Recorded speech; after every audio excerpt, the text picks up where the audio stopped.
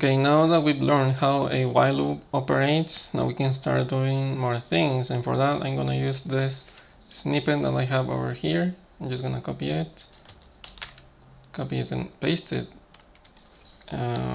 Maybe, yeah, here.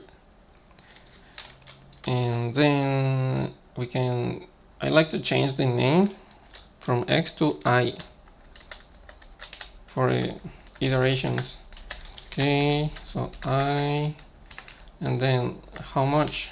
Well, these are coordinates for circles. This one is the first one is gonna be the X coordinate, and the second one is gonna be the Y coordinate. Now each one of them, the first ones are gonna be indexed by 0, and the second one are gonna be indexed by 1. So the X's coordinates are gonna be we're gonna be calling them by asking for the index 0 from this element.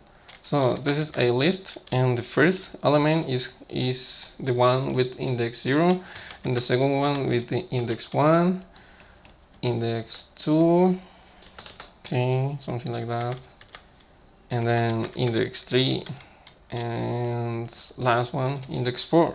So we are starting from 0, and we are going to be iterating through these elements until we get to the fourth element.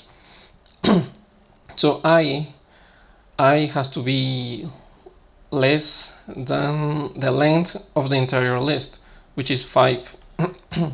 So I'm gonna leave a comment over here. Oh. So length is equal to 5. So yeah, we're gonna be iterating from 0 to 4 and make sure that we are not gonna do anything once I is equals to 5. So yeah, so to do that, we are gonna type length, which is a function that calculates the length of anything that you send to it as an argument. And the list is gonna be, the argument is gonna be circles.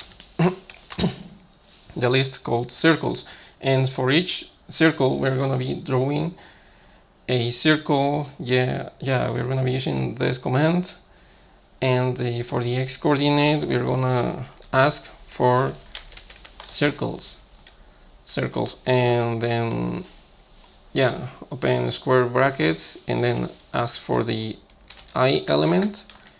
But inside I element we are gonna be asking for the first element, which is the X coordinate, and to do that we just type 0. We are asking for the 0 element. There's in the elements with index 0, and then again open parentheses and then circles again, and this is for the Y coordinate. So for the Y coordinate is gonna be in circles I, and then we are gonna be asking for the index 1, which is the Y coordinate, and just like that, and we are gonna be increasing I by 1. So let's see what we get. Save it, and I like to comment this out, this one and this one as well. Save it. See, it says what's the problem? Was the problem no such file or directory? Oh yeah, I was asking for the wrong file, tf, and it closed. Why is it? Oh, because I'm trying to print x and that variable no longer exists. Yeah, it does not exist anymore. So run again, and there we have it. These are the circles. Now something else that we can do is draw a line that goes from the first circle or the current circle that we are iterating, and then print it towards the next one, towards the next circle. So to do that, we could do something like this. Just as before with the circle, we type circles and then ask for the current element, which is the element with index I, and then exact same 0, but this time we need the coordinates for the starting points and the end point. So for the starting point we need the x coordinate and the y coordinate. So we press comma and then circles again, all inside the same pair of parentheses, and then I, and then the 1, index 1, which is the y coordinate, and then we do the same here. I'm actually gonna copy this.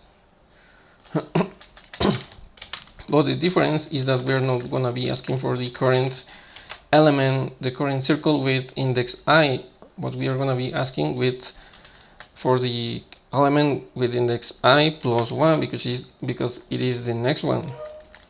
So I plus 1, but we're gonna have an error since, oh yeah, what's the problem here? Oh yeah, the parentheses, okay. So we're gonna have an error because once we are in the fourth element, it wouldn't be able to find a fifth element, which would be the next one in the case we are already in the fourth element. So to prevent that from happening, we're gonna be making an if statement.